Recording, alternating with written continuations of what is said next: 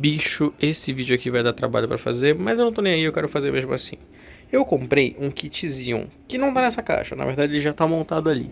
É um E5 2640 V3, 16 GB de RAM e uma MR9A Pro V1, se não me engano. E eu usava esse kit aqui, antigo, que é uma B75 e um Core i7-2600.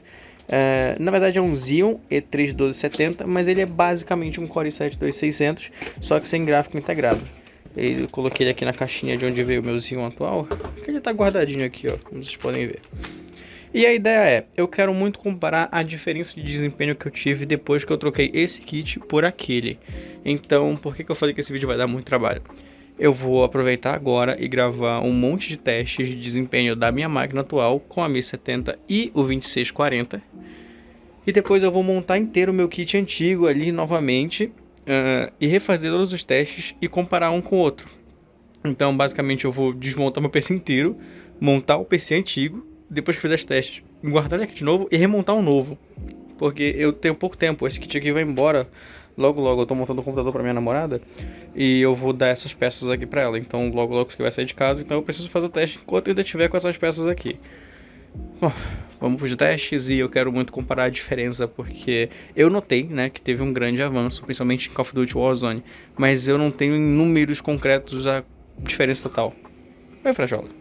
Ah, não. Esse aqui é o Alquimista. Eu tenho dois gatos que são basicamente idênticos. Esse aqui é o Alquimista e a Frajola é uma cópia dele, só que maior. Eu achei interessante mostrar para vocês a diferença entre meus dois kits. Aqui eu tenho 16 GB de RAM DDR3, 1300 MHz, junto com um E3-1270V1 e uma Asus P8B75, tá? Um kit muito bom pelo preço que eu montei ele na época. E aqui do lado eu tenho um 2640 V3, junto com 16 GB de RAM DDR4 a 3600 MHz. No caso aqui ele está operando bem abaixo disso, acho 2400, que é o limite do processador. E uma placa-mãe Machinist MR9A Pro. Essa placa-mãe que é muito interessante porque ela tem suporte a NVMe, tá? Tem dois slots NVMe aqui e mais um SATA aqui em cima. Sem falar nos dois PCI Express, Postcode, 6 entradas SATA aqui. Mano, essa placa-mãe é muito completa. Eu vou fazer uma análise só dela alguma hora. E para complementar meu kit, uma 1070 que eu espero logo ser substituída por uma 1080 Ti ou até mesmo uma 3070, mas vai depender do meu orçamento. Por enquanto eu vou continuar com ela mesmo porque ela tem suprido o suficiente. Aparentemente eu liguei tudo certo, então nada pegou fogo. Eu resolvi gravar com a câmera do celular para que o processador não tenha nenhuma interferência de nenhum programa externo sobre o desempenho que ele vai entregar. Então, como vocês podem ver, o jogo vai estar configurado da seguinte forma para a placa de vídeo ser a limitação do sistema, tá?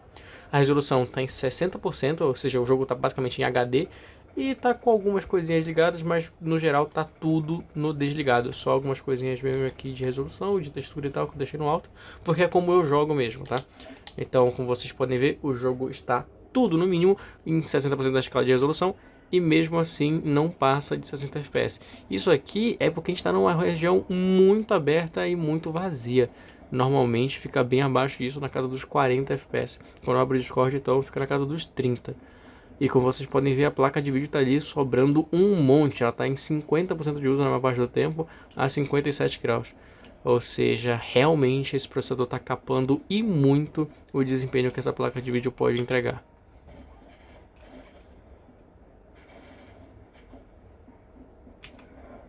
E agora no Call of Duty Warzone 2, o jogo está configurado ainda da mesma forma, renderização em 60%, só essas configurações aqui no alto e todo o resto no baixo e no desligado.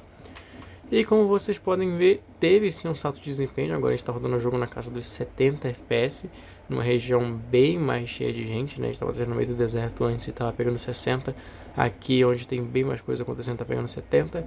E a principal diferença que eu senti no Warzone 2 não foi nem a quantidade de FPS, porque o FPS não subiu tanto assim como vocês podem ver, mas sim a questão da estabilidade, cara. A estabilidade nesse jogo aqui com esse processador ficou muito melhor. Antes era simplesmente impossível de fazer qualquer coisa porque ficava travando demais e era muito ruim, cara. Você entrava numa cidade, começava a trocar tiro, o jogo começava a travar, ficava instável. Aqui não, que eu posso ir pra cima de todo mundo, matar geral e tá tranquilíssimo, cara. O jogo não trava mais, não engasga mais. e simplesmente melhorou pra caramba. Mesmo a performance não tendo evoluído tanto. Eu sinto que assim que eu colocar em quadri-channel isso aqui vai ficar bem melhor. Eu penso também em trocar esse processador no futuro, mas por enquanto tá rodando bem, tá servindo a que eu preciso, e eu acho que é essa configuração que eu vou manter por bastante tempo ainda. E aí, partindo para o próximo jogo, vamos para Need for Speed Heat, porque eu não tenho o Unbound para testar aqui para vocês. Então bora ver como é que tá as configurações disso aqui. O jogo tá basicamente inteiro no mínimo, então eu vou desligar isso aqui. O jogo tá na qualidade baixa com 60% de escala de resolução igual no Warzone, tá?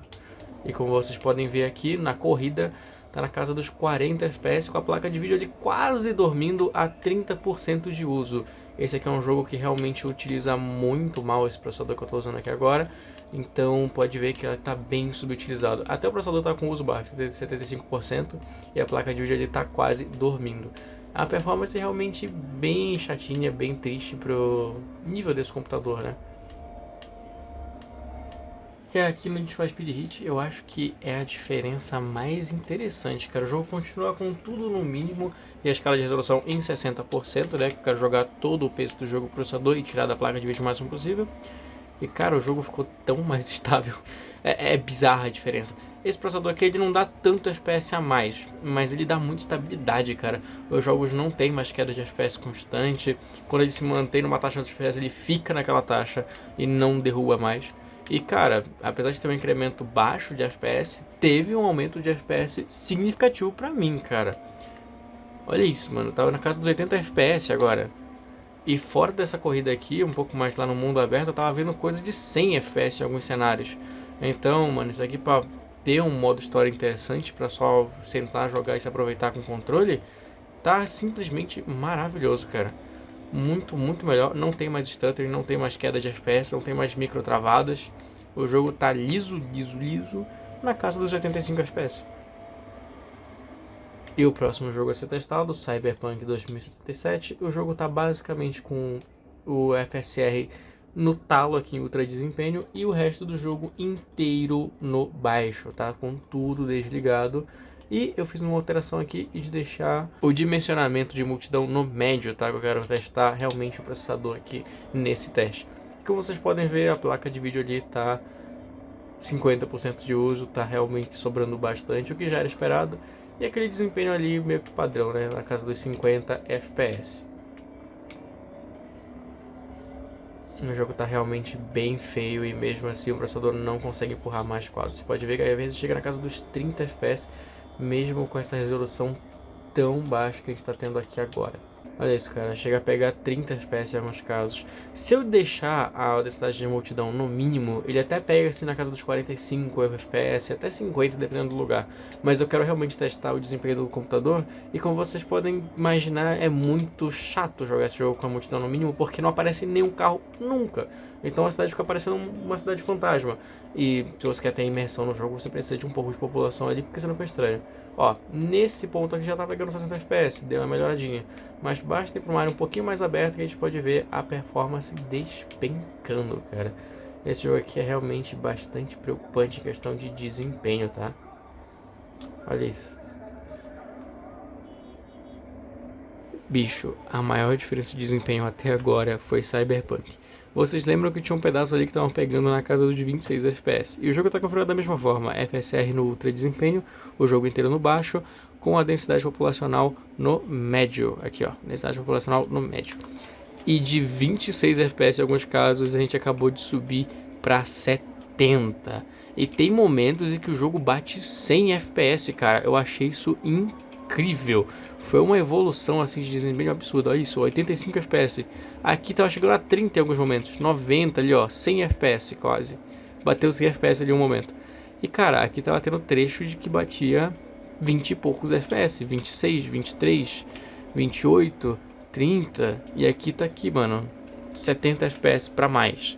Então houve uma evolução absurda em qualidade de vida e desempenho aqui no jogo, mano. Simplesmente virou outro jogo depois da troca do processador. Agora ficou uma experiência muito mais agradável de ser jogada. E cara, a principal vantagem de ter adquirido esse kit aqui foi justamente a questão de estabilidade. A maioria dos jogos eu até tinha algum nível de desempenho ok. Quando não tinha era aceitável. E agora, cara, além de eu ter um desempenho sempre acima de 60 FPS, o que é muito bom pra mim, aumentou e muito a estabilidade nos jogos, cara. Não tem mais stuttering e as quedas de FPS são muito pontuais, cara. Até em Cyberpunk, que é um jogo bugadíssimo, cheio de problemas de desempenho, tem momentos aqui que bate 100 FPS, cara. Isso aqui é bizarro. E agora, como teste final, só para matar a curiosidade de vocês, como vocês podem aqui, é um Xeon E3 1270 de 32 nanômetros, um i7 2600 com outro nome, e para fazer uma pequena comparação, um teste aqui de bench, vamos poder comparar a pontuação entre os dois processadores, porque eu sei que é uma coisa que vocês vão perguntar também. E ao final do teste a gente pode ver que ele faz quase 1.700 pontos em multicore e 310 em single core, o que deixa ele exatamente no mesmo nível de desempenho do i7 2600, como eu havia dito antes. Até que o single core do i7 2600 é um pouco mais alto, mas eu acredito que isso seja devido ao fato de eu estar usando esse wallpaper animado aqui, que provavelmente deve estar comendo um pouquinho da performance dele. Mas eu vou manter porque eu quero comparar os dois processadores nas mesmas situações. E cá estamos nós, 2640 V3, um processador da linha Haswell da Intel de 22 nanômetros, com 8 núcleos e 16 threads, já com hológrafo Turbo Boost funcionando a 3.4 GHz. Está equipado com 16 GB de memória RAM DDR4 em Dual Channel, pretendo expandir para Quad Channel no futuro, mas não é o foco por agora, tá? Bora fazer aqui um teste de estresse, fazer um bench e ver a diferença. A gente já pode ver aqui que saltou de 1.700 para 3.700 pontos só aqui no multicore. Se não me engano, no single core vai de 300 para... achei que era um pouquinho mais, já vai chegar aos 500. Mas você pode ver que a evolução em single core não é tão grande, porém pela quantidade maior de núcleos e threads, a diferença em multicore foi gritante, cara. Cara, para finalizar meu ponto sobre o PC, eu acho que vale muito a pena sim adquirir um kitzinho ainda em 2023, se você tá com pouca grana e pretende fazer um kit muito baratinho de desempenho bem legal. Cara, eu paguei R$80 nesse processador, essa placa-mãe que eu tô usando tá abaixo dos R$400 hoje no AliExpress, e eu paguei coisa de R$200 nas duas memórias, cara. Então é um kit que realmente saiu muito em conta. Você consegue montar até um kit Ryzen com algumas desses valores que eu citei, mas sem dúvida o maior custo-benefício é esse kit aqui. Eu tenho DDR4 para trocar para um kit futuro caso eu queira. Essa placa-mãe é excelente, tem dissipação ativa no VRM, então para Xeon é uma das melhores opções de custo-benefício. E mano, eu paguei R$80 nesse processador e ele entrega um desempenho muito bom ainda hoje. Eu pretendo trocar esse processador no futuro por um 2667 V4 ou então um 2690 V4, mas por enquanto esse 2640 V3 está me atendendo perfeitamente, tá com desempenho legal. Eu vou só aumentar a quantidade de memória RAM desse kit, colocar 32 porque Quad Channel faz diferença e dá para extrair mais desempenho ainda desse processador, e eu quero fazer o teste. E quem sabe também adicionar um NVMe. Mas de resto, cara, esse PC tá com um desempenho muito legal e eu tô muito satisfeito com a troca que eu fiz. E esse kitzinho aqui, velho de guerra, vai pra minha namorada porque ela tá sem PC e ela joga joguinhos bem leves, tipo Valorant. Então pra ela isso aqui vai ser mais do que o suficiente, roda Valorant excepcionalmente bem. Só pra não perder o costume, galera, se inscreve aí na moral. Só 3% do meu público é inscrito no canal, 96% não é inscrito, tá? Então, cara, na moral, dá essa força aí pra gente, se inscreve aí no canal pra tá fortalecendo o meu projetinho aqui, que eu não sei se vai dar certo, tô tentando pela milésima vez fazer esse canal ir pra algum lugar, e se você puder se inscrever, vai ser muito legal. Eu gostaria também de aproveitar o espacinho aqui para agradecer sobre o último vídeo que eu fiz sobre o controle da iPega. Cara, esse vídeo foi bem legal, tem um nível de visualização bem acima da minha média, ganhei alguns inscritos, então muito obrigado a todo mundo que assistiu, muito obrigado a todo mundo que deu like, muito obrigado a todo mundo que se inscreveu, cara. É pouquinha gente e tal, mas pra mim faz toda a diferença. Sejam todos muito bem-vindos e eu espero que continue cada vez mais e mais pessoas aparecendo. E se você quer ver mais algum outro produto diferente aqui no canal, acha que gostaria de ver algum review diferente aqui no canal, pode sugerir produtos aí que eu compro e trago pra vocês uma análise no mesmo nível ou, de preferência, melhor do que foi esse vídeo. No mais é isso, galera. Valeu, falou e eu fui. Tchau!